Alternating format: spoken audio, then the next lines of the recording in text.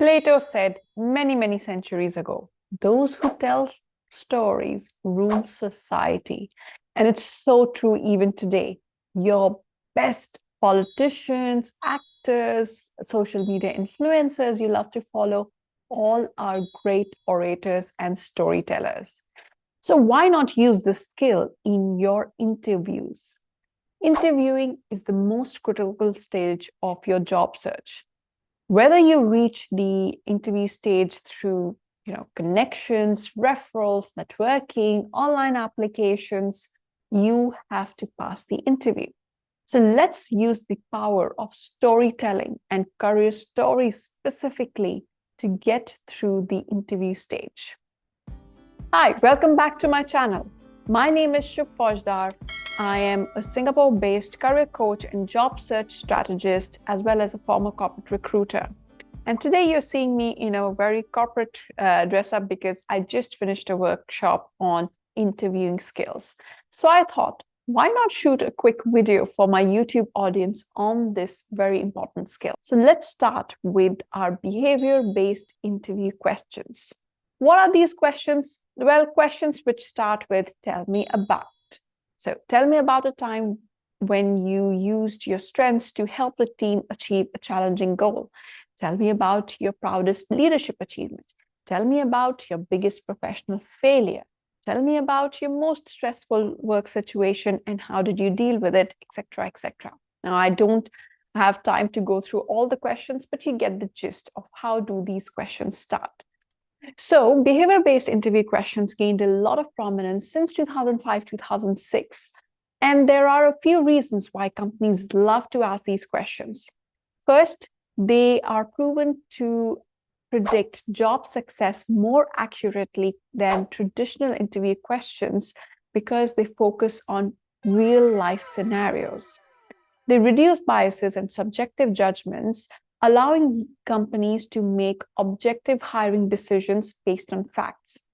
And finally, they allow the hiring managers to determine the candidate's skills and abilities, adaptability, as well as their communication prowess.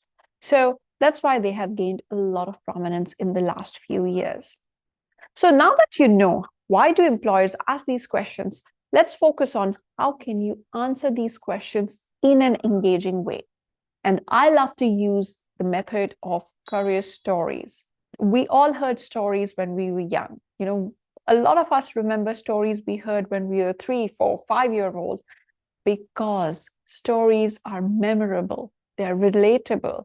They allow the people to build connection than just listing down some numbers.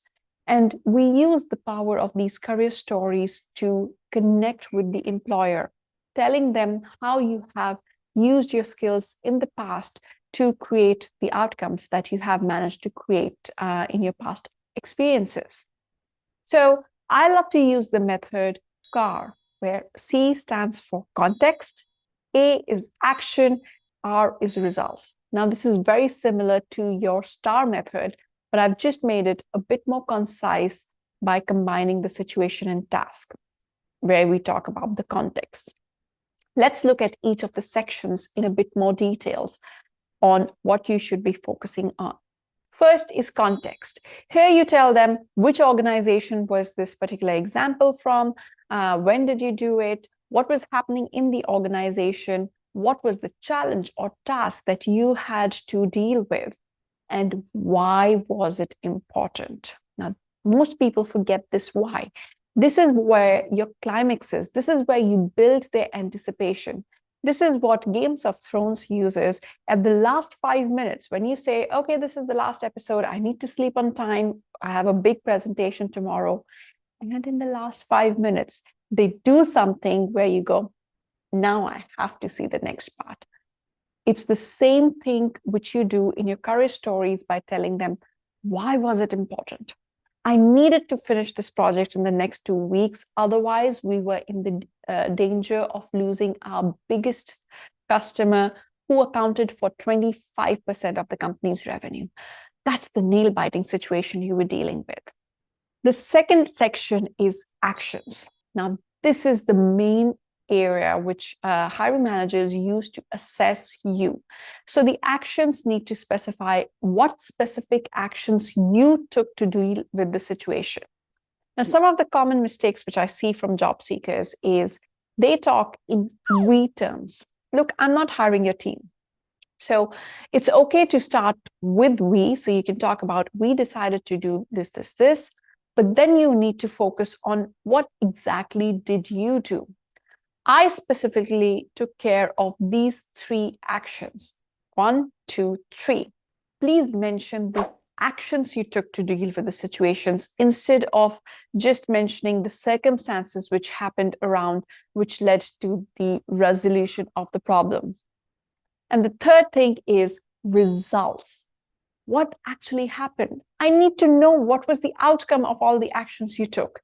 Please use some quantification here, because then it gives me an idea of the magnitude of the issue you were handling. In fact, I would encourage you to use quantification throughout your entire answer, specifically in the context bit and the result bit, if possible. Now, a few things to take note of. The most important things for you to consider is, how are you showing up in the story? You don't want to come across as the side actor or the villain in the story. You need to be the hero of the particular story.